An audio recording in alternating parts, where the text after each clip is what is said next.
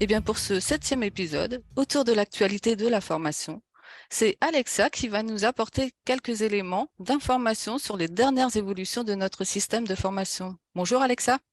Bonjour Christine, bienvenue à tous, ravie d'échanger avec vous sur l'actualité de la formation aujourd'hui. Eh bien, donc, avant d'entrer dans le sujet, je vais donner la parole à Camille Morange du GIP FTLV qui nous a rejoint pour l'organisation technique et qui va suivre vos questions. Bonjour Camille. Bonjour et bonjour à tous. Donc, merci pour être présent. Vous avez en bas de votre écran un petit onglet discussion qui vous permet d'envoyer des messages de bonjour, peut-être des questions et puis réagir directement sur ce que va dire Alexia pendant le webinaire. Et puis, vous avez aussi un onglet Q&R qui vous permet de poser des questions qui vont directement à Alexia et à Christine et qui nous permettront d'organiser les réponses et puis de voir si on traite tout de suite ou si on traite par la suite. Donc, petite précision, les questions qui n'ont pas de réponse pendant le webinaire seront traitées par la suite et envoyées en même temps que la synthèse du webinaire. Merci Camille. Alors, Alexa. Eh bien, on va démarrer. Alors, quelles sont les actualités sur le CPF aujourd'hui? Ah, Alexa, ton micro. Merci Christine, on va démarrer effectivement cet épisode 7 sur l'actualité. Il y a beaucoup de choses à dire pour essayer de faire une petite photographie de la fin de l'année 2022, on va dire, et du début de l'année 2023. Donc ta première question porte sur le compte personnel de formation, c'est sans doute sur le sujet où on va passer un petit peu de temps. On a d'autres sujets qu'on va aborder ensuite, hein, bien sûr, parce que l'actualité est riche dans l'environnement de la formation. Donc on va essayer de faire une rétrospective. Forcément, sur le temps imparti, j'aborderai pas tous les éléments, donc n'hésitez pas à réagir dans le fil de discussion ou à poser vos questions, de manière à ce qu'on puisse y revenir. On s'arrêtera à chaque questionnement, à chaque sujet pour reprendre le plus de questions que nous pourrons reprendre ensemble. Donc, quelles actualités, quelles perspectives sur le CPF? Ce que je vous propose, c'est de faire déjà un petit détour par une nouvelle étude sur l'utilisation des fonds du compte personnel de formation qui est sortie récemment. C'est une étude de la DARES en lien avec France Compétences, dont on peut tirer un certain nombre d'enseignements. Vous voyez les chiffres apparaître, donc 2 millions d'utilisateurs en 2021.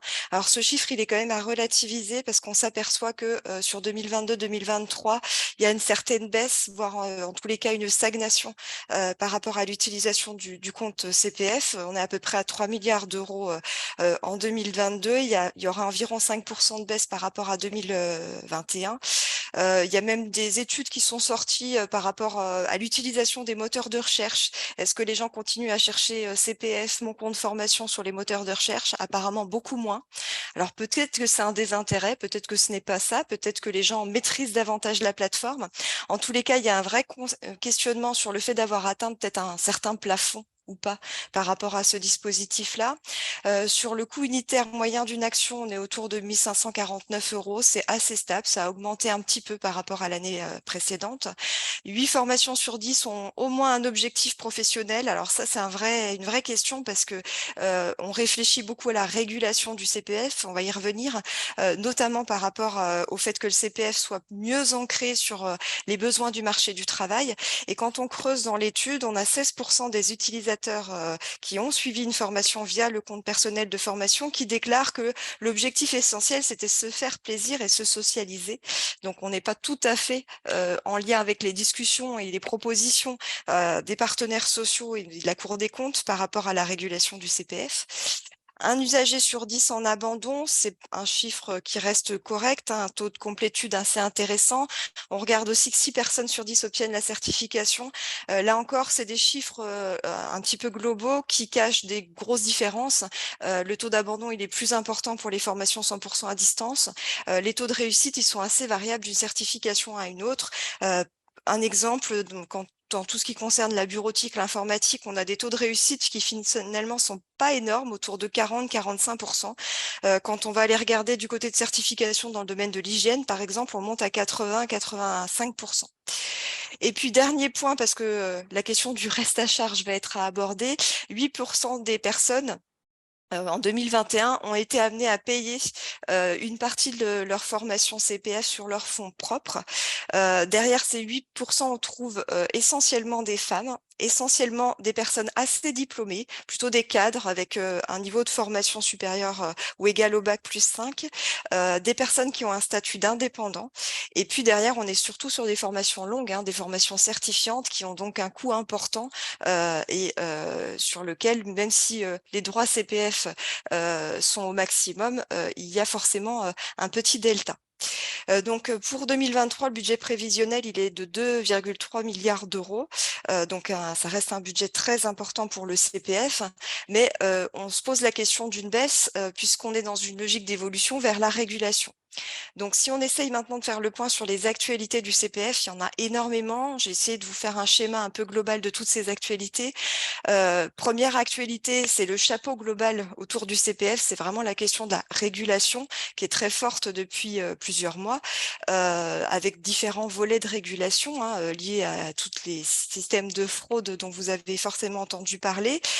Donc, ça passe notamment par le cadre juridique qui a évolué avec le vote de la loi contre la fraude et le démarchage abusif en fin d'année dernière, qui interdit la prospection individuelle par SMS, par téléphone ou via les réseaux sociaux, avec des peines qui sont renforcées et qui sont assez importantes à souligner. Alors, ça interdit assez largement la prospection individuelle. Le seul cas qui reste ouvert et possible, c'est une prospection dans le cadre d'une action en cours. C'est-à-dire qu'on peut quand même aller interroger le besoin d'un titulaire de CPF qui se serait préinscrit sur une action pour voir avec lui s'il n'y a pas éventuellement des éléments complémentaires à ajouter dans la proposition qu'on va lui faire. Donc ça doit être strictement lié à une action en cours et en relation directe avec elle. Dans cette loi, il y avait aussi une entrée sur la sous-traitance qui suppose la sortie d'un décret qui n'est pour l'instant pas sorti. Le point de questionnement principal, c'était la problématique d'organismes de formation qui positionnent une offre sur mon compte formation et qui finalement ne sont que des porteurs, des mandataires et qui sous-traitent quasi totalement leur activité à des sous-traitants X ou Y. Et la problématique derrière, c'est la problématique de la labellisation qualité. C'est-à-dire que pour l'instant, le texte n'impose pas le label Calliope aux sous-traitants et donc il n'y a pas les mêmes éléments de vérification et tout le contrôle passe par rapport à l'interlocuteur principal du portail Mon Compte Formation. Pour la Caisse des dépôts, ça ne va pas suffisamment loin, d'où cette question de la régulation de la sous-traitance dans la loi qui a été votée en fin d'année dernière. Donc, on attend le texte. Le texte tarde un petit peu parce que ça suppose de réinterroger les indicateurs Calliope finalement, de réinterroger le référentiel qualité nationale. D'ailleurs, c'est pas la seule question qui se pose sur Calliope. Il y a aussi eu quelques problématiques de mauvaise utilisation ou d'analyse diverses et variées au niveau du label. Donc, il y a une vraie volonté de faire un point via France Compétences sur le label Calliope. En attendant, au niveau de la régulation, la Cour de la caisse de caisse, la Cour la Caisse des dépôts et consignations, a déjà commencé à avancer sur la régulation, puisqu'elle a mis en place une nouvelle procédure pour les nouveaux entrants sur la plateforme. Donc, il y a une demande d'enregistrement qui se met en place avec la vérification d'un certain nombre de critères pour pouvoir ensuite valablement offrir une offre de service aux titulaires de comptes personnels de formation. Donc, il y a vraiment une forme de contrôle a priori aujourd'hui des nouveaux organismes. Et derrière des obligations, notamment l'obligation de suivre 2 webinaires qui sont organisés par la Caisse des dépôts. Donc, on est vraiment dans une logique de régulation. Dans les nouvelles actualités, vous avez peut-être vu passer un nouveau guide sur l'éligibilité du CPF par rapport aux actions bilan de compétences. Alors, il n'y a pas de refonte ou de révision en tant que telle, c'est plutôt de l'information avec des rappels sur les conditions d'éligibilité, notamment sur la durée maximum de 24 heures, sur le fait que une action bilan de compétences sur la plateforme au niveau du CPF, c'est un cadre global d'accompagnement avec donc un tarif global pour toutes les prestations. C'est pas une offre qui se modularise et qui peut être dissociée en plusieurs petites offres distinctes. Donc, c'est essentiellement des logiques de rappel. Ce guide, il est téléchargeable sur le portail Mon Compte Formation. Autre point qui fait couler beaucoup d'encre, la question du reste à charge. Ou du ticket modérateur. Donc ça, c'est quelque chose qui est issu finalement d'un amendement pendant le vote de la loi de finances 2023. Donc ça arrivait un petit peu de façon particulière sur le débat public. Ce que dit la loi aujourd'hui, c'est qu'il est possible d'instaurer un reste à charge au niveau du titulaire, quel que soit le montant des droits acquis sur le compte personnel de formation, dès lors qu'il va mobiliser ses droits pour financer une action éligible au compte personnel de formation. Donc, il faut forcément un texte, une mesure réglementaire pour expliquer quelles sont potentiellement les exceptions, comment ça va se mettre en œuvre. Pour l'instant, le texte n'est pas sorti. Il y a eu une certaine levée de bouclier, en tout cas beaucoup de critiques parce qu'on est un petit peu, en tout cas c'est quelque chose qui semble un petit peu contradictoire, on va le dire comme ça, avec la logique de guichet unique et de guichet ouvert porté par la loi LCAP, qui était dans la logique de mettre vraiment l'individu au centre du dispositif avec une grande latitude pour aller choisir les formations et une grande latitude aussi pour utiliser les euros crédités en lien avec l'activité travaillée. Donc, les parlementaires ont posé une question au gouvernement sur ce reste à charge au mois de décembre. Le gouvernement, dans la personne de la ministre qui est chargée de la formation professionnelle, Madame Grandjean, a rappelé que l'objectif, c'était vraiment de trouver un équilibre. Donc, il y a une question par rapport à la soutenabilité financière du dispositif, mais que cet équilibre devrait se faire dans une logique de justice, d'efficacité aussi du dispositif. Et donc, elle a évoqué deux exceptions. Une exception pour les demandeurs d'emploi et une exception pour les salariés qui utiliseraient leur compteur CPF en lien avec un projet partagé avec leur employeur qui, de son côté, aurait fait une dotation, donc aurait abondé le compteur CPF du salarié. C'est-à-dire depuis le mois de janvier, on n'a pas beaucoup d'éléments sur cette question du reste à charge. C'est peu évoqué dans la communication. Les partenaires sociaux ont reposé des questions. La CFDT, par exemple, a indiqué qu'elle ne participerait pas à des concertations sur ce sujet-là tant qu'il n'y aurait pas eu d'évolution sur la question des retraites. Donc, on est toujours actuellement sur la question des retraites. Donc, c'est quand même un texte qui est difficile à écrire parce que si on commence à écrire des exceptions comme les deux que je viens de vous citer, il faut se poser la question des autres parce qu'il y a d'autres abondements possibles. Les abondements des régions, l'abondement de Pôle emploi, les abondements des branches professionnelles, etc., etc. Donc, il va falloir trouver une règle qui soit juste, qui ne soit pas discriminatoire. C'est peut-être ce qui explique aussi que le texte peine à sortir. Donc, c'est dans votre veille que vous allez pouvoir savoir quels sont les éléments complémentaires. Pour l'instant, je ne peux pas vous donner beaucoup plus d'éléments que ce petit point de synthèse sur le reste à charge qui, effectivement, risque de poser des soucis dans l'ingénierie financière des dispositifs pour les individus. En parallèle de ça, c'est presque paradoxal, il y a de nouvelles possibilités d'abondement qui continuent à s'ouvrir, donc de nouveaux compléments qui peuvent arriver de différentes manières. Alors, des abondements qui ont été ouverts dans le cadre d'une mesure pour les lanceurs d'alerte. Donc, les lanceurs d'alerte sont par exemple des salariés qui dénoncent une violation manifeste et grave d'un engagement international ou une menace pour l'intérêt général et qui peuvent faire l'objet d'un licenciement suite à ce signalement, suite à cette alerte. Donc, ce que prévoit le texte, c'est que dans le cadre du licenciement, donc les salariés lanceurs d'alerte pourront aller saisir le conseil de prud'homme et que le conseil de prud'homme pourra déterminer un abondement sur le compteur CPF des salariés concernés. Donc ça, c'est quelque chose de nouveau qui va se mettre en place. On a aussi de nouveaux salariés en lien avec des conventions collectives, des accords négociés avec la Caisse des dépôts qui bénéficient potentiellement d'abondement. Donc, c'est le cas, par exemple, des salariés rattachés à Schneider Electric. Il y a eu un accord aussi au niveau de la branche de la métallurgie sur le CPF.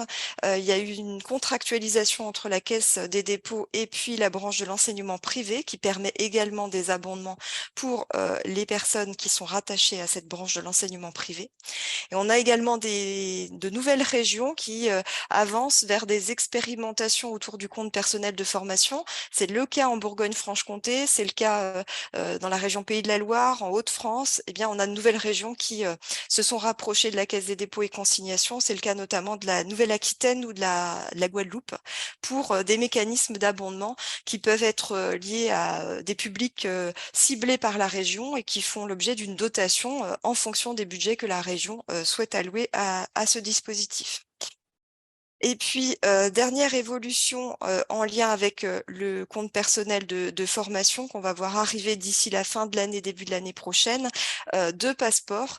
Donc un passeport connu qui était déjà annoncé dès la loi LCAP, c'est le passeport d'orientation, de formation et de compétences qui doit capitaliser l'ensemble des formations suivies par les titulaires de CPF, que ce soit des formations initiales, de la formation continue, des activités au titre des acquis de l'expérience. Donc, ce passeport, normalement, qui est confié à la Caisse des dépôts et consignations, devrait voir le jour avant la fin de l'année. Et puis, en lien avec ce passeport d'orientation, de formation et de compétences, le passeport de prévention, qui est un passeport à part, mais qui sera capitalisé également dans le cadre du passeport d'orientation, de formation et de compétences. L'objectif du passeport prévention, c'est de rassembler au même endroit toutes les attestations, les certificats, les diplômes obtenus dans le cadre de formations relatives à la santé et à la sécurité au travail, de manière à pouvoir avoir une forme de suivi sur les obligations des employeurs et sur ce qui est mis en place au niveau des salariés. Donc là encore, il y a un calendrier qui a été mis en place, qui court à partir du printemps là, 2023 et qui s'échelonne jusqu'en 2024. Il y a déjà un portail d'information parallèle qui est ouvert sur le passeport de prévention. Donc, ça bouge au niveau des systèmes d'information en lien avec la Caisse des dépôts et consignations. Et puis, peut-être un petit point, peut-être plus anecdotique, une proposition de loi qui touche à la question du permis de conduire. Donc, c'est une proposition parlementaire pour un permis plus juste, plus simple et plus rapide. Donc, qui dépasse largement la question du CPF, qui prévoit notamment une plateforme pour recenser toutes les aides au permis, qui contient des mesures par rapport aux inspecteurs du permis, etc., mais qui propose en parallèle sur la question spécifique du CPF d'ouvrir encore un peu plus le CPF à toutes les catégories de permis finalement. Aujourd'hui, le CPF peut être utilisé pour préparer le permis B et les permis poids lourds si c'est nécessaire dans le cadre d'un projet professionnel. La proposition de loi viserait à ajouter le permis A1 pour les motos légères, le permis B1 pour les voiturettes, les permis B96 et BE pour le tractage des remorques lourdes. Donc, ça a été validé par la commission des lois et cette proposition doit passer en examen à l'Assemblée nationale fin mars. Donc, pareil, à suivre dans votre veille sur le CPF. Donc, on voit que ça continue à bouger presque en deux sens. La régulation avec peut-être un périmètre qui est réinterrogé par rapport aux besoins du marché du travail et par rapport à la lutte contre les escroqueries, les tromperies, la fraude, etc. Et d'un autre côté, le volet socle du CPF qui est étayé d'abondements complémentaires avec d'autres acteurs qui proposent d'utiliser ce dispositif pour des parcours de formation qui, du coup, sont plus intéressants en termes de coûts et en termes de durée. On va peut-être faire un petit point d'arrêt sur la question du CPF avant de passer à un autre sujet. Je vais arrêter mon partage et on va essayer de reprendre le fil des questions. Alors, je vois qu'il y a une question. Qu'en est-il de la question de la sous-traitance via le CPF et Calliope? C'est un peu ce que j'ai évoqué, c'est-à-dire que la question de la sous-traitance, elle est partie intégrante de la loi sur l'interdiction du démarchage abusif. Il y avait un volet de cette loi qui prévoyait une régulation de la sous-traitance, mais spécifiquement par rapport à la question du CPF, avec l'idée effectivement d'avoir une surveillance accrue des sous-traitants. Et la question, c'était de savoir si on étirait l'obligation Calliope finalement aux sous-traitants, mais uniquement dans le cadre du compte personnel de formation. Là, on était vraiment dans ce périmètre-là au niveau de la loi sur le démarchage abusif. C'est vraiment lié à un constat que, en fait, il y a des organismes qui sont des organismes presque prête-nom, si vous voulez, qui se positionnent et puis qui ne réalisent pas les activités sur le portail, avec des problématiques de contrôle assez importantes. Et du coup, la question est remontée un petit peu plus globalement sur une réflexion sur le référentiel qualité nationale.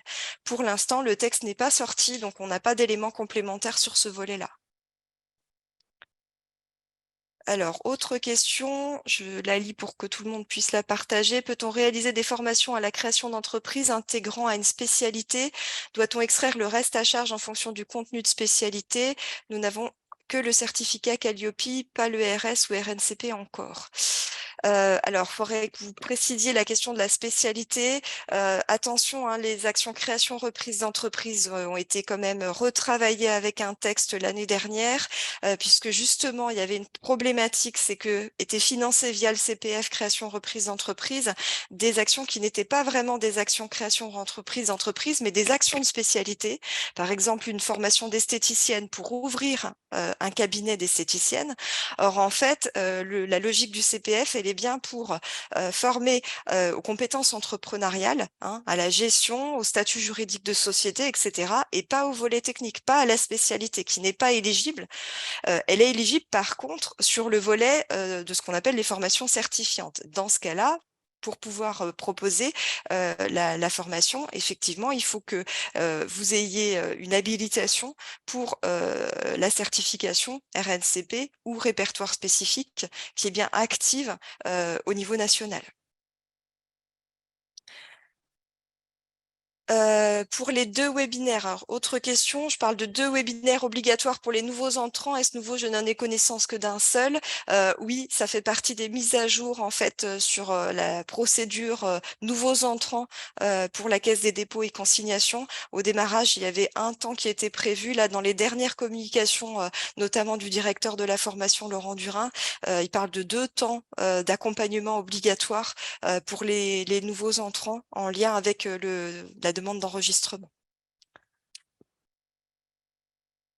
Alors, autre question, pas de reste à charge si la personne est reçue par un opérateur du conseil en évolution professionnelle. Alors, c'est une bonne question, effectivement. Ça fait partie de la liste des exceptions qui est évoquée, mais on n'a pas de traduction dans un texte, donc je ne peux pas vous le confirmer. La seule chose que je vous ai confirmée, c'est il vient de la réponse à une question parlementaire, parce que là, on a un écrit de la ministre du Travail qui parle uniquement des demandeurs d'emploi et des salariés avec un abondement employeur. Elle ne parle pas de la question de salariés accompagnés, par exemple, par un opérateur du CEP.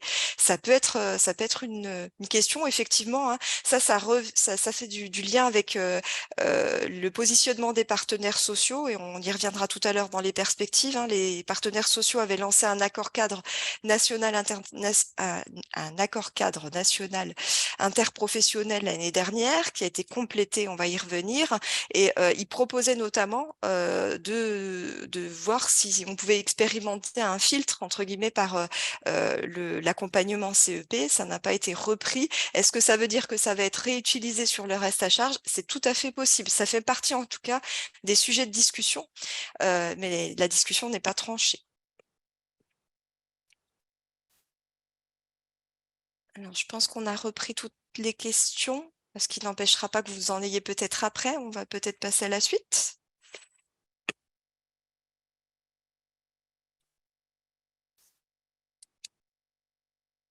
Alexa, le marché de l'alternance continue à évoluer. Alors, quels sont les éléments à retenir?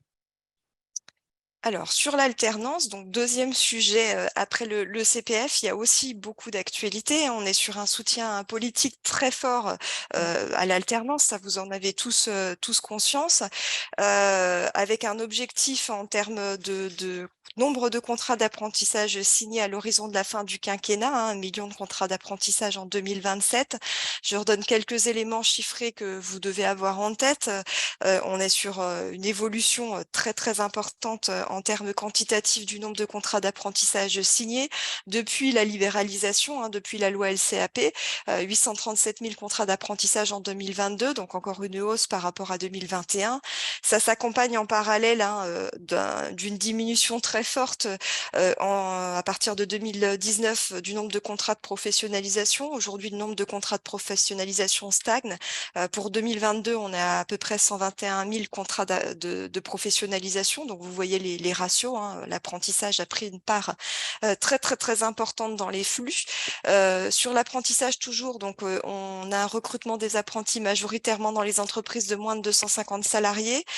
On a un autre indicateur important, c'était là également un objectif fort au niveau du gouvernement et du ministère du Travail. Le seuil des 10 000 apprentis en situation de handicap a été franchi avec une hausse de 21% par rapport à 2021. Là, ce sont les chiffres de 2022. Donc, c'était un indicateur pour le ministère du Travail. Et puis, des indicateurs positifs au niveau de l'insertion également, plus qu'au niveau de l'apprentissage. Près de 2 jeunes sur 3 sont en emploi à l'issue de leur contrat d'apprentissage. Donc, tous ces chiffres sont corrélés à une vraie politique incitative autour de l'alternance qui passe par un certain nombre de volets, notamment par le volet financier. Et les actualités concernent essentiellement ce volet-là. Alors là encore, peut-être avec une double logique comme le CPF, c'est-à-dire que on a à la fois une question de soutenabilité financière, donc une logique de régulation. On a une baisse des niveaux de prise en charge des coûts contrats pour l'apprentissage. Il y a déjà eu une première baisse. Il y avait une deuxième baisse qui était prévue sur le début de l'année 2023, qui a été décalée dans le temps. Elle est annoncée pour juillet 2023, mais elle devrait vraiment voir le jour, cette baisse des niveaux de prise en charge. En parallèle, on continue l'aide incitative du côté des aides au recrutement pour les employeurs. Donc, c'est pas nouveau dans le cadre du plan de relance, notamment dans le cadre du plan jeune, un jeune une solution. On avait porté et mis en place des aides au recrutement pour accompagner donc les apprentis et puis les signataires de contrats de professionnalisation à condition qu'ils aient moins de 30 ans. On reste dans cette même logique pour 2023 avec une aide exceptionnelle qui répond tout à fait aux mêmes conditions. La seule grosse nouveauté, c'est que le montant a été retravaillé. On était à 8 000 et 5 000 euros selon que la personne était majeur ou mineur dans le système précédent. Aujourd'hui, c'est une aide unifiée à 6 000 euros versée sur la première année du contrat, donc que ce soit un contrat d'apprentissage ou un contrat de professionnalisation si on est sur un public de moins de 30 ans, jusqu'à des certifications au maximum au niveau 7, donc vraiment pas de changement par rapport aux conditions 2022. Le texte pour 2023 est sorti. Entre-temps, on a eu une annonce du président de la République qui a dit qu'il étirerait ce système d'aide jusqu'à la fin du quinquennat. Mais là, on n'a pas le texte. C'est-à-dire qu'on a bien le texte sur l'aide exceptionnelle 2023. On attend la suite pour les années prochaines. On n'a là que l'annonce politique.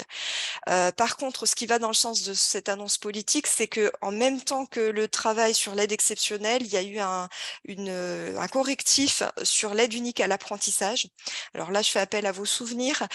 Dans la loi LCAP, au démarrage, on n'avait pas d'aide exceptionnelle. On était sur un principe d'aide unique à l'apprentissage qui venait accompagner le recrutement des contrats d'apprentissage avec une double condition, signature au niveau de l'apprenti d'un contrat visant une formation au maximum sur le niveau 4, et puis de l'autre côté, un recrutement par une entreprise de moins de 250 salariés, avec un système d'étalement de l'aide sur 3 ans, avec un premier montant versé la première année, un autre montant sur la deuxième année et un autre sur la troisième. Ça, c'était le système, on va dire, de droit commun, avant que le système des aides exceptionnelles se surajoute et gomme un petit peu ce volet-là. L'aide unique, en fait, elle a été retravaillée par le même texte que l'aide exceptionnelle pour unifier les choses, pour que ce soit plus clair pour tout le monde. Donc, elle est portée également à 6 000 euros versés en une seule fois la première année, ce qui fait qu'on a un système beaucoup plus lisible pour les contrats qui sont signés cette année et les années suivantes. Donc ça, c'est le côté aide financière. L'engagement politique va aussi sur le recrutement des apprentis dans les fonctions publiques. On a une nouvelle circulaire qui est sortie là en début d'année par rapport aux apprentis dans la fonction publique, avec des aides financières là également, en tout cas des budgets qui sont prévus avec des aides de 3 000 € par an et par apprenti dans la fonction publique d'État. C'est même une aide qui est relevée à 5 000 € si l'apprenti est formé dans une filière du numérique. Même chose dans la fonction publique hospitalière, une aide de 3 000 € par an et par apprenti. Dans la fonction publique territoriale, c'est plus spécifique puisqu'on a déjà des cotisations au niveau du CNFPT. Donc là, il y a un appui de l'État en lien avec le CNFPT sur la conclusion des contrats dans le cadre de la fonction publique territoriale. Mais on voit vraiment que c'est porté politiquement ce sujet de l'alternance. Et au-delà des aides financières, aujourd'hui, le questionnement, il est beaucoup sur la qualité de l'alternance, avec des réflexions sur les taux de rupture, les taux d'abandon, qui restent, par exemple, sur l'apprentissage au niveau national à peu près autour de 25%, sur des chartes qualité possibles, on revient à la question de Calliope, est-ce que ça va suffisamment loin? Est-ce que il faut pas s'interroger sur une plateforme spécifique qui permettrait de contrôler la qualité de l'apprentissage? Ce sont des propositions qu'on trouve notamment dans le cadre des réunions de la FNADIR, de la Fédération nationale des directeurs de centres d'apprentissage. Donc il y a un vrai questionnement actuellement sur la qualité qui pourrait donner des idées au gouvernement et aux partenaires sociaux dans le cadre des concertations qui s'ouvrent là au printemps. Et puis, dernier petit point d'actualité sur, là encore, un volet financier. S'ouvre une nouvelle plateforme pour les entreprises, qui est la plateforme Soltea, qui va servir à la répartition du solde de la taxe d'apprentissage.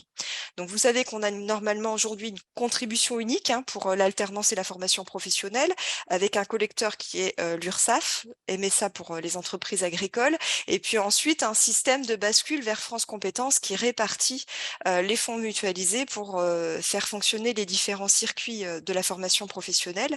Il y a quand même une partie qui ne rentre pas dans les fonds mutualisés, une toute petite partie, ce qu'on appelle le solde de la taxe d'apprentissage, qui correspond en volume à 13% de la taxe d'apprentissage. Cette partie-là, elle est utilisée pour l'accompagnement et le développement des formations professionnelles initiales et technologiques et l'insertion professionnelle. Jusqu'à présent, donc, on a des listes de structures habilitées à percevoir ce solde au niveau national et au niveau régional. Et la nouveauté de la loi LCAP, ça avait été d'introduire un système direct de l'entreprise vers les structures. C'est-à-dire l'entreprise verse un chèque, par exemple, mettons un CFA, puisque ça fait partie des structures qui peuvent percevoir un établissement type un lycée, même un EPLE, qui peut recevoir ce solde. Et donc, c'était toute une gestion directe qui est quand même relativement complexe pour les entreprises. Donc là, on va sortir de la gestion directe avec cette plateforme. Le principe, c'est que le solde de la taxe d'apprentissage va passer par la DSN comme le classique, on va dire, de la partie mutualisée.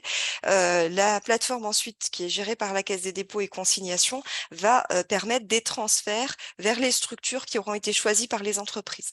Donc, pour remettre en place une forme de transparence et simplifier les procédures au niveau des entreprises. Donc, cette plateforme, elle s'ouvre là sur fin mars, début avril, avec des petits teasers vidéo que vous pouvez trouver. C'est la Caisse des dépôts et consignations qui est l'opérateur technique de cette nouveauté.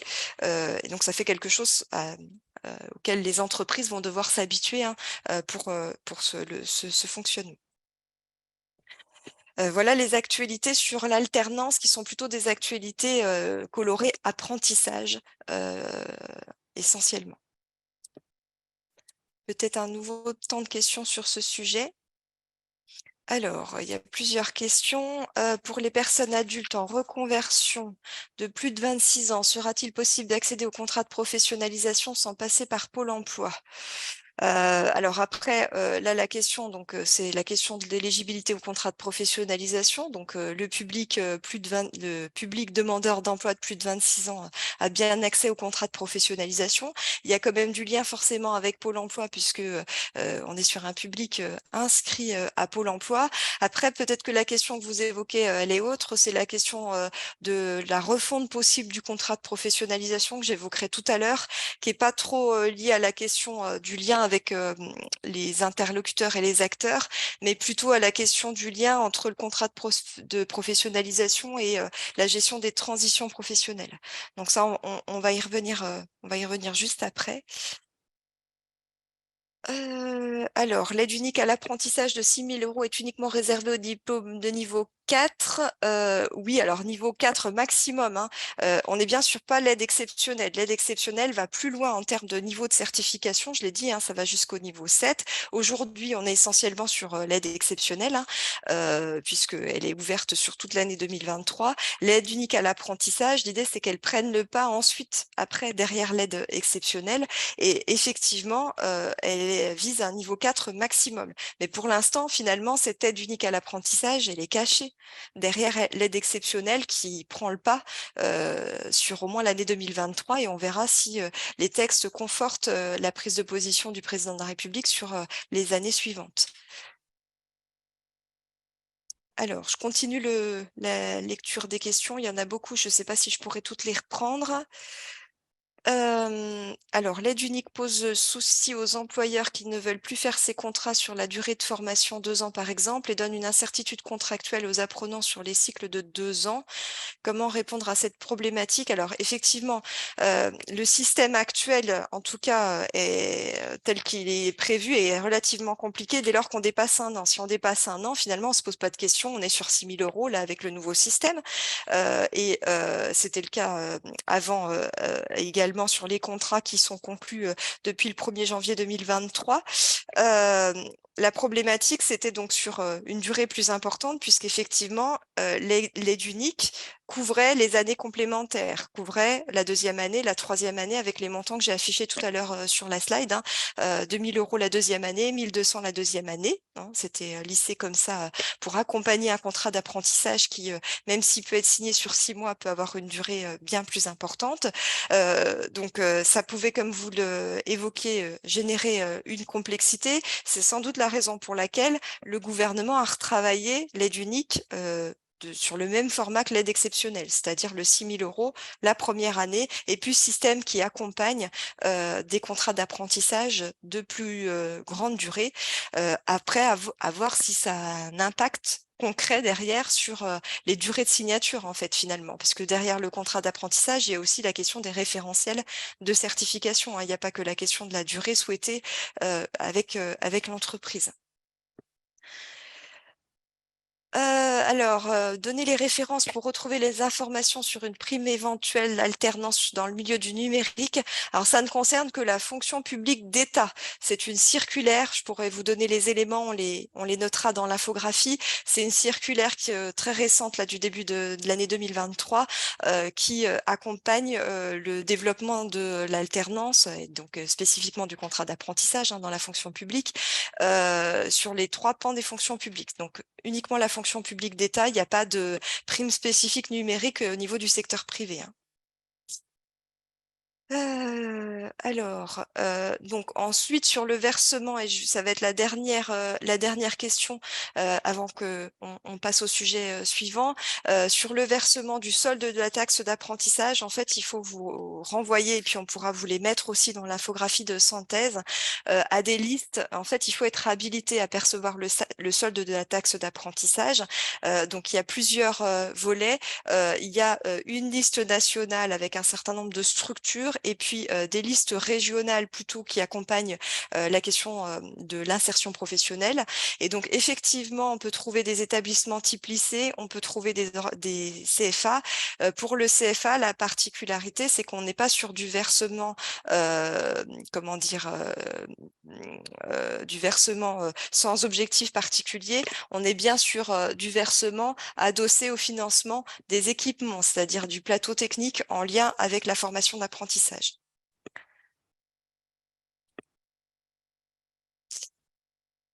Je pense qu'on a pris une grande partie des questions. N'hésitez pas à continuer dans la logique de questions. On essaiera d'y revenir sur la fin du webinaire. Oui, et puis bon, comme le temps passe, il faut quand même que l'on avance. Donc, Alexia, la loi réformant la VAE a été récemment votée. Alors, quels sont les grands principes de cette loi?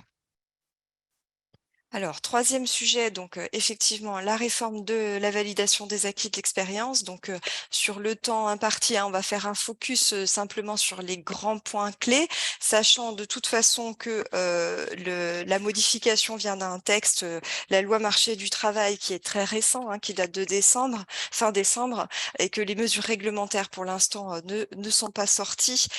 Donc, qu'est-ce qu'on peut dire sur la réforme de la validation des acquis de l'expérience? L'idée, c'est vraiment de faire en sorte que cette catégorie d'action de développement des compétences soit beaucoup plus utilisée, puisqu'on était sur une baisse assez importante au niveau national des chiffres. Et puis, il y a une vraie volonté de faire en sorte que la VAE soit plus connue, soit plus diffusée, soit plus utilisée, seule ou en accompagnement avec d'autres modalités. Il y a aussi cette logique de construction d'ingénierie multimodale. Donc, tout ce qui est intégré dans la loi vise cette souplesse, cette transparence par rapport au dispositif. Donc, premier point, une VAE qui sera ouverte pas uniquement pour préparer une certification complète, mais également pour s'inscrire et valider un ou plusieurs blocs de compétences. Ça avait déjà été expérimenté, là c'est retraduit complètement dans la loi de manière à ouvrir le champ des possibles au niveau de l'accompagnement. Un accès élargi sans durée minimum d'expérience. Donc là, l'idée, c'est vraiment de faire sauter un certain nombre de verrous.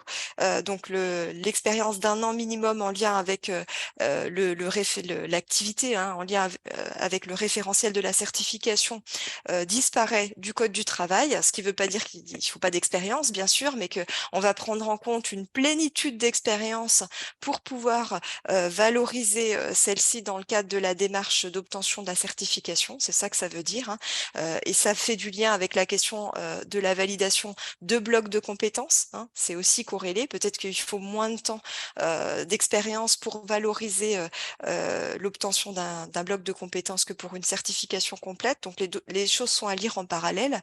Un accompagnement possible, notamment en lien avec les régions et l'accompagnement des demandeurs d'emploi dès le début et pas uniquement après la question de la recevabilité.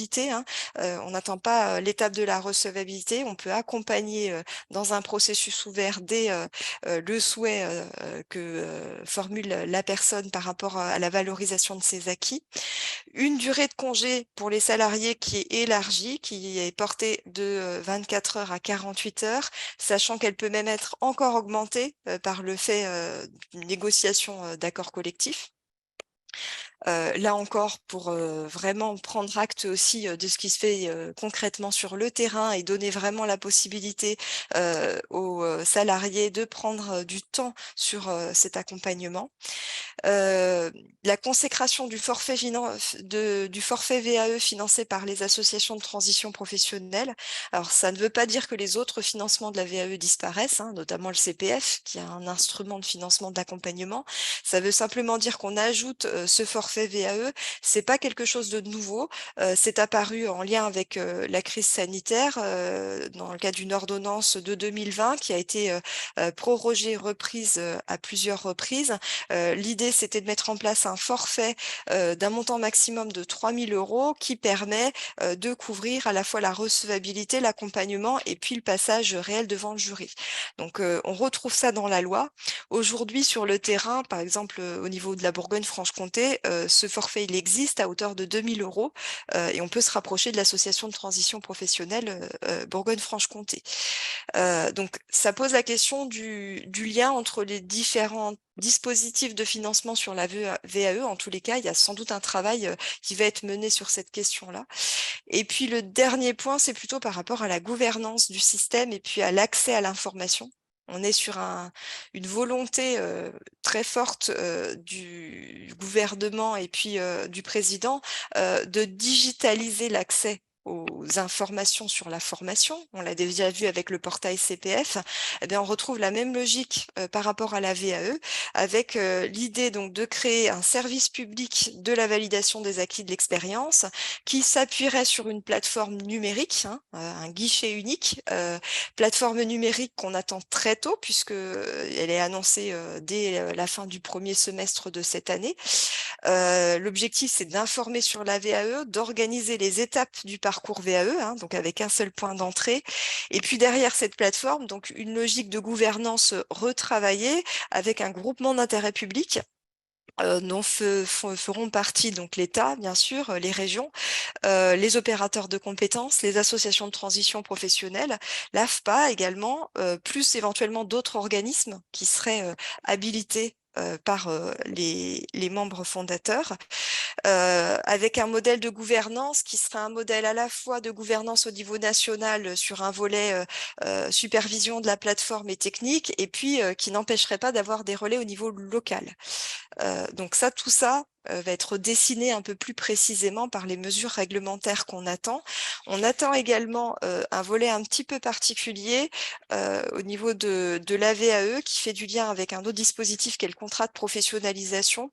On attend une expérimentation d'une logique de contrat de professionnalisation spécifique tournée vers des certifications éligibles qui seraient identifiées, notamment en lien avec des métiers en tension, qui bénéficieraient d'un régime dérogatoire. Donc, c'est-à-dire qu'on ne serait pas sur les conditions classiques d'alternance qui sont posées par le Code du travail et qui permettraient une prise en charge avec un montant forfaitaire. L'idée, c'est de construire un parcours qui serait articulé autour de la VAE et de la formation et potentiellement de la formation qui prendrait la forme d'une modalité qui est l'action de formation en situation de travail. Donc l'idée, c'est d'expérimenter pendant 3 ans ce dispositif et puis de faire un bilan à l'issue de cette expérimentation. Donc on a aussi beaucoup d'évolutions sur le terrain de la validation des acquis de l'expérience. Là, je suis vraiment sur quelque chose de très générique en termes de présentation et par rapport à la durée de notre temps fort, et parce qu'il va falloir que les mesures d'application viennent préciser les modes opératoires finalement. Alors peut-être un nouveau temps de questions, s'il y a des questions sur la VAE spécifiquement. Alors on a plutôt un retour d'expérience, on va dire, qui dit que l'association Transition Pro Bourgogne-Franche-Comté a épuisé son budget pour le forfait VAE et ne donne plus la possibilité actuellement de déposer un dossier de financement sur ce sujet. Alors oui, effectivement, on est dans une problématique de soutenabilité financière globale, que ce soit par rapport à ce dispositif-là ou par rapport même au projet de transition professionnelle. Il y a aussi des refus pour critères budgétaires sur ce volet-là. C'est pour ça qu'il y a une réflexion globale sur le financement de la VAE, certes, mais le financement plus global du système pour que on ait la possibilité de réellement accompagner les transitions professionnelles. Et ça, je le dirais dans les perspectives d'ouverture sur lesquelles on va finir. C'est un sujet fort pour le ministère du Travail et pour la ministre chargée de la formation professionnelle. Trouver les moyens avec les dispositifs actuels, peut-être en les retravaillant, en les pensant différemment, de mieux accompagner les transitions, ce qui veut dire aussi avoir des volets financiers qui correspondent à cet accompagnement des transitions. Et pour l'instant, et comme vous l'évoquez, on est sur des budgets contraints. Alors, question, comment peut-on faire une validation des acquis d'expérience sans durée minimale d'expérience? C'est une très bonne question. Alors, ça veut dire que la loi ne met plus en place un barrage. C'est-à-dire que le Code du travail ne dit pas il faut minimum ça. Ceci étant, en fait, ça ne veut pas dire réellement qu'il n'y a pas de minimum. C'est qu'on n'a pas voulu écrire la durée minimum requise parce qu'elle va être variable en fonction du choix d'inscription. C'est ce que j'évoquais. C'est pas la même chose de se dire j'ai peut-être les acquis pour valider le bloc de compétences du titre professionnel assistant de direction, je dis n'importe quoi, que j'ai peut-être l'expérience suffisante pour valider la totalité des blocs de compétences de ce même titre professionnel. On va aller rechercher dans l'expérience forcément des compétences, des durées d'expérience différentes. Donc plutôt que dire pour les blocs de compétences, c'est minimum telle durée, pour la certification complète, c'est minimum telle durée, il n'y a plus rien dans le Code du travail, ce qui ne doit pas être interprété que par les bénéficiaires comme on peut se présenter à la VAE sur un référentiel de certification pour lequel on n'a aucune compétence qu'on a eu à positionner réellement dans son activité.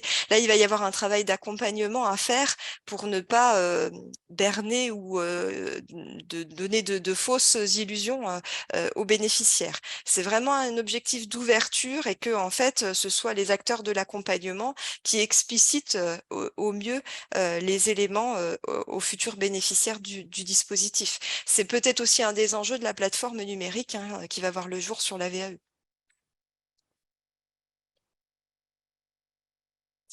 Alors, il y a une question, je me retourne vers Christine. Est-ce que Amphore a prévu de professionnaliser les organismes de formation pour l'accompagnement à la VAE?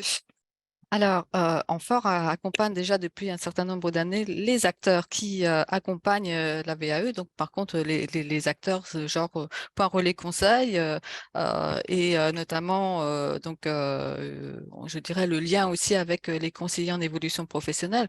Par contre, ce qui est difficile à comprendre, c'est les organismes de formation. Finalement, eux sont plutôt positionnés sur la formation que sur l'accompagnement de VAE. Donc, on n'est pas tout à fait sur le même créneau. Donc, voilà.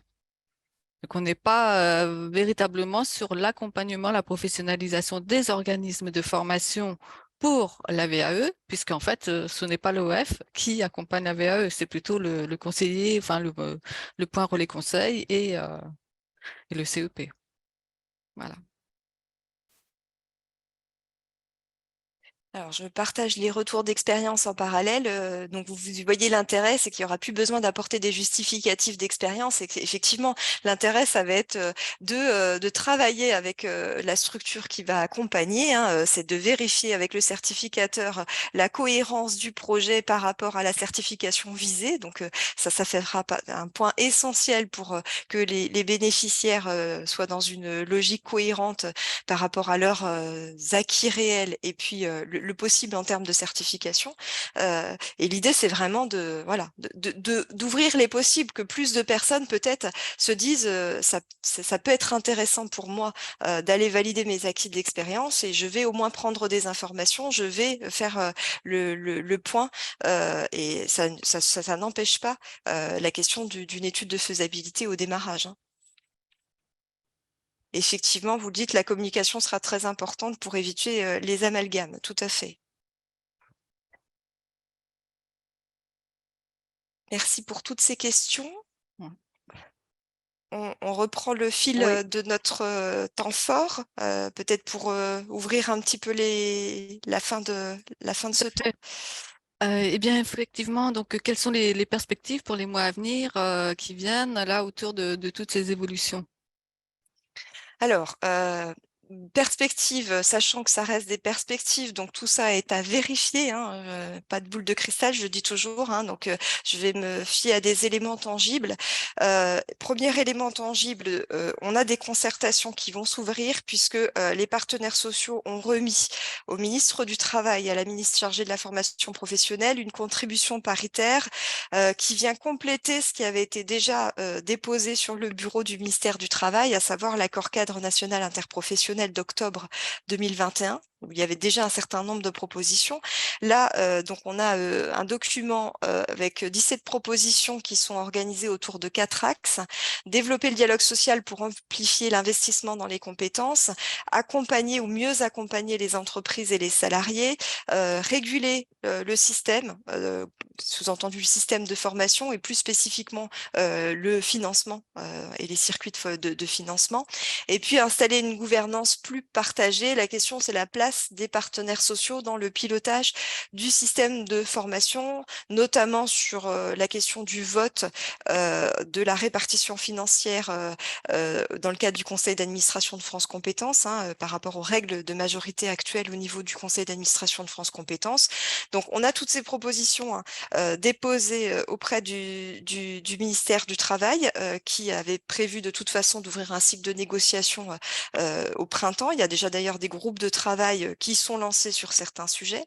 En parallèle de ça, on a un rapport de la Cour des comptes qui va arriver, qui a été pré-publié sur un certain nombre d'axes, qui remet l'accent sur le problème très prégnant de la soutenabilité financière des circuits de formation professionnelle, avec vraiment la volonté de mettre en place un système explicite, parce qu'on est sur un déficit de France Compétences depuis plusieurs années, déficit compensé par le fait que l'État alimente les fonds de la formation via une contribution sur la loi de finances, ça se fait directement sur la loi de finances. Donc, est-ce que c'est le système qui va perdurer ou pas? Est-ce qu'il y a des redistributions? Il y a la question de la gouvernance, donc avec la place des partenaires sociaux pour un meilleur partage.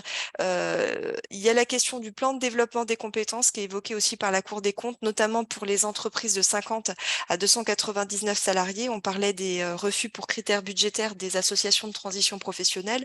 On a aussi une problématique, c'est la baisse des budgets formation dans les entreprises. Pour deux raisons. Déjà, le fait que c'est plus une partie qui fait l'objet d'un retour de la mutualisation pour les entreprises qui ont plus de 50 salariés. Donc, ça veut dire pas de refinancement au niveau de l'opérateur de compétences, sauf éventuellement des contributions volontaires. Et effectivement, entre une entreprise de 3000 salariés qui a un budget formation et un accompagnement avec en général des personnes spécifiques, et puis une structure qui est vraiment juste sur cette taille-là, juste après les 50, on a potentiellement des problématiques à tenir des enveloppes de budget formation qui permettent de faire tout ce que l'entreprise souhaiterait faire et d'accompagner les salariés. Donc, c'est quelque chose qui est remonté par les partenaires sociaux et par la Cour des comptes. Question de l'appui aux transitions professionnelles. Donc, ça, c'est pas nouveau, mais ça a été redit à plusieurs reprises. On retrouve ça aussi dans les propositions des partenaires sociaux, c'est-à-dire, est-ce qu'on peut faire un bilan des différents dispositifs qui permettent d'accompagner les transitions professionnelles?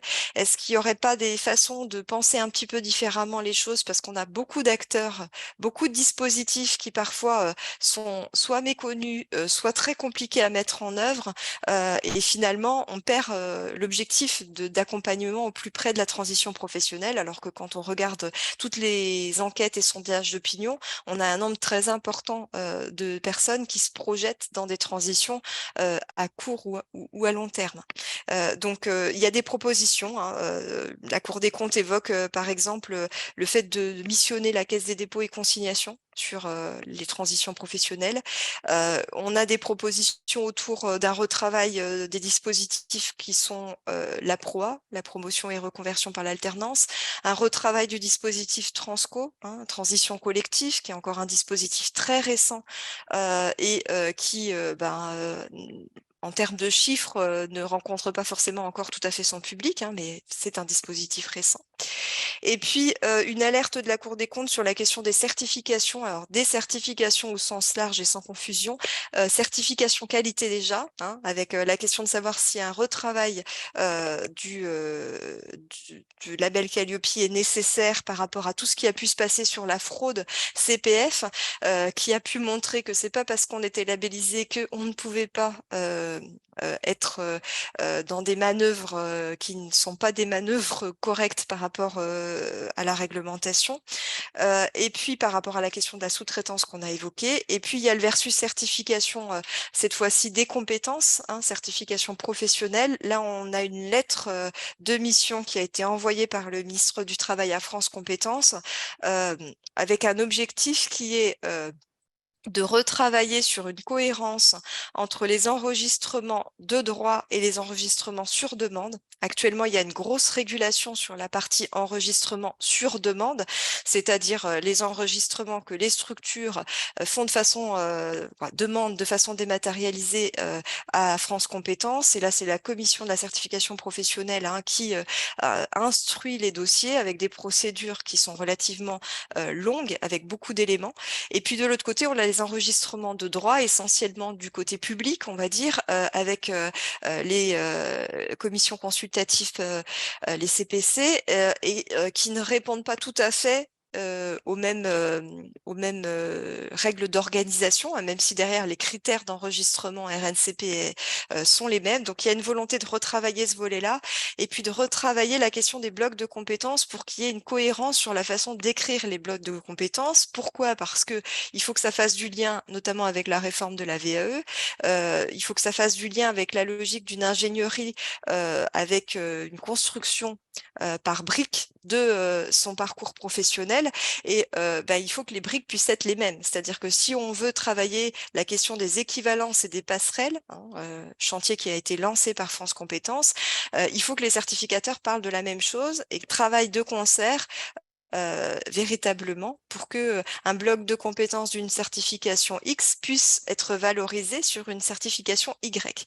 Donc c'est vraiment ce travail-là qui va être lancé sur la question des certifications. C'est un gros chantier de travail qui s'ouvre sur cette question-là, qui est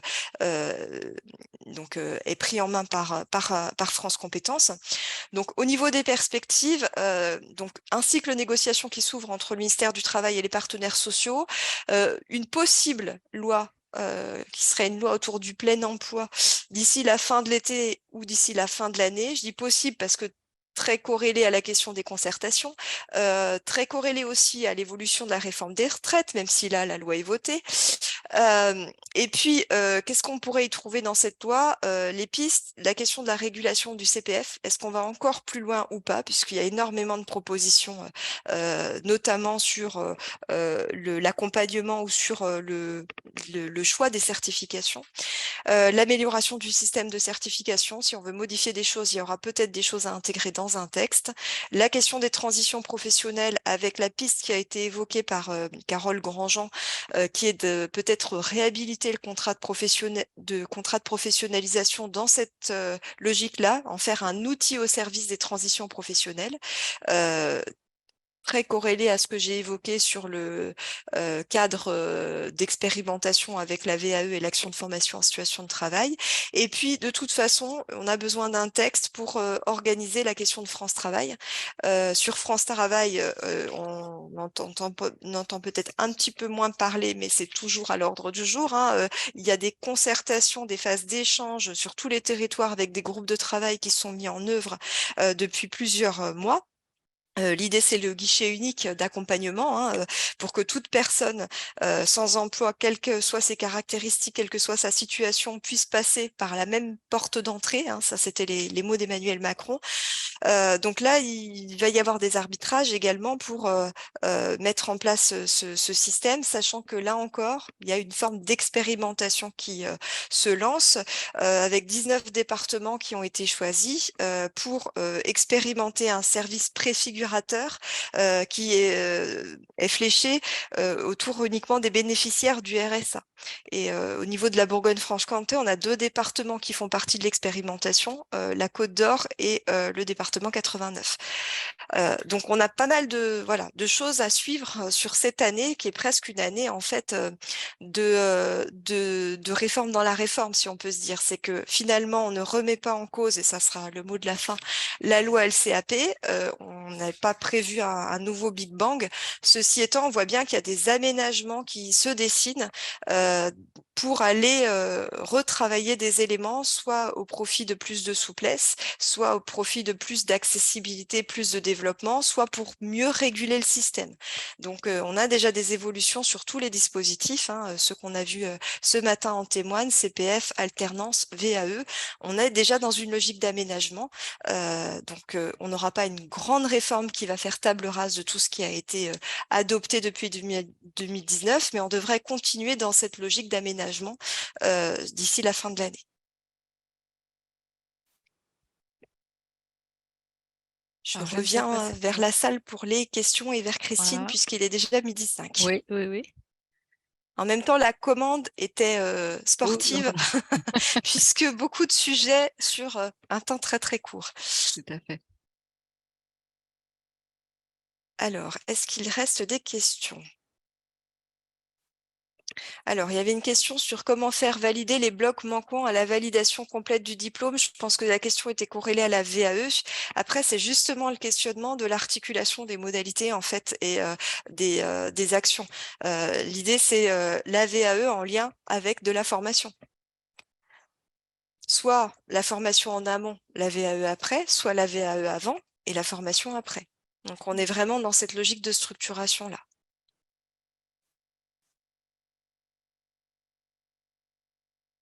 Alors, j'ai une remarque, une question qui dit, on dit souvent que la rénovation de la VAE prend appui sur l'expérimentation REVA.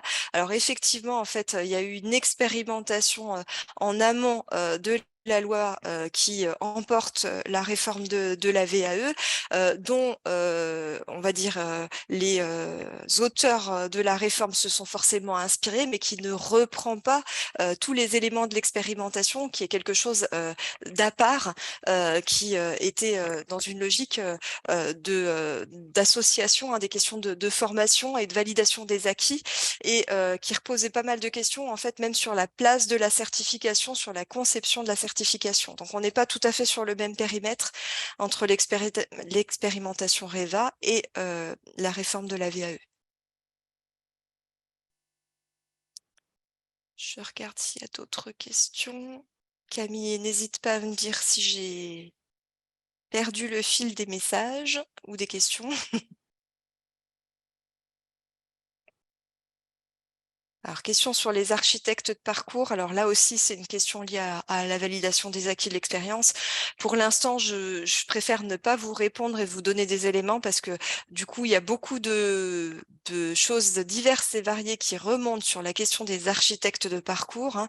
L'idée, c'est comment se met en place l'accompagnement avec cette nouvelle organisation de la validation des acquis de l'expérience, avec l'idée qu'on aurait des architectes de parcours qui seraient des formes de référents dans l'accompagnement de la personne qui souhaiterait s'investir dans une validation des acquis de l'expérience, qui ne seraient pas forcément, donc les architectes ne seraient pas forcément ceux qui seraient les organismes formateurs. C'est un peu la question qu'évoquait tout à l'heure Christine en parlant des points relais conseils, mais c'est des choses qui ne sont pas déterminées, qui vont faire encore l'objet, qui font l'objet actuellement de discussions et qui seront présentes en fait dans les mesures réglementaires qui vont permettre la pleine application de la loi. Effectivement, il y a une vraie question sur l'information conseil et la question de l'accompagnement. La question de l'architecte, c'est la question de l'accompagnement. C'est est-ce qu'on déporte, est-ce que l'information, c'est uniquement le portail numérique? Est-ce qu'il y a d'autres vecteurs de l'information sur les territoires? Et qui est en charge de l'accompagnement? C'est toutes ces questions-là qui se posent actuellement, tout à fait. Mais en tout cas, Alexa, un grand merci pour ces éclairages autour de l'actualité de la formation et aussi sur ces perspectives qui sont donc à veiller vis-à-vis de tous dans les mois à venir. Merci, parce que c'est vrai que c'était un gros travail d'exploration à faire. Merci, Alexa. Merci Christine, merci à tous. Donc si toutefois on n'a pas répondu à vos questions, comme l'avait évoqué Camille, vous recevez une infographie de synthèse et on rajoutera les réponses aux questions ainsi qu'un certain nombre de liens pour aller creuser les informations. J'ai conscience d'être allé relativement rapidement. L'objectif c'était de faire un partage et une petite sensibilisation. Chaque question mériterait d'être creusée à part entière. Donc n'hésitez pas à revenir vers nous, à nous proposer d'autres sujets de temps fort, peut-être pour aller explorer un point en particulier. OK. Eh bien, merci Camille pour l'assistance, pas de problème. Eh bien, donc, les temps forts continuent, hein. Donc, l'épisode 8 sera consacré au déploiement d'actions de lutte contre l'illettrisme avec l'Agence nationale de lutte contre l'illettrisme. Et puis, donc, pour l'épisode 9, bien, ce sera l'occasion pour nous aussi de revisiter le concept du parrainage vers l'emploi et de vous permettre aussi de partager des retours d'expérience autour de ça. Donc, merci à tous et puis à très bientôt. Merci encore pour Alexa et puis Camille.